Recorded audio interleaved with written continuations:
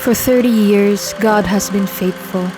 Through challenges, triumphs, and growth, we've witnessed His hands at work in our lives. We are here today not by our strength, but by His grace and unwavering love.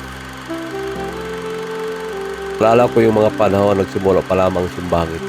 Nagsimula sa isang maliit na garahe hanggang sa lumago at nagkaroon ng sariling tahanan. Sa kabila ng mga pagsubok at tagumpay, ang simbahang ito ay naging buhay na patutuo, kung saan nasaksihan ko ang pagkilos ng mga kamay ng Diyos sa lahat ng bagay. Mula sa mga hamon at tagumpay, ito ay nanatiling matatag.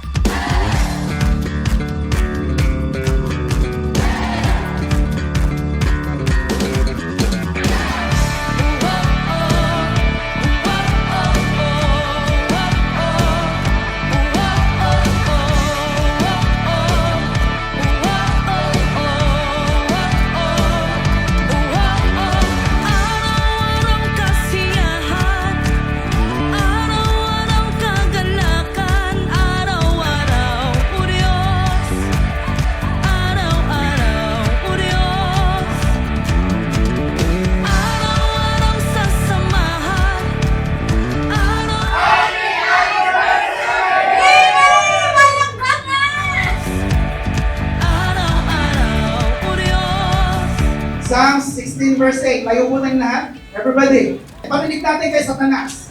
I know the Lord is always with me. I will not be shaken, for He is right beside me. Palapakan natin ang aming Diyos. Hindi na kapatid. So what is our Macarius challenge? Everybody. Remain unshaken.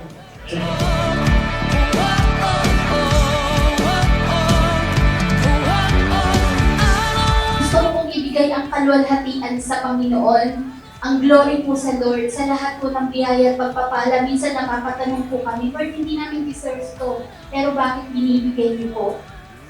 Dahil po ang Diyos ay mabuti. Dahil po sa grasya ng Diyos.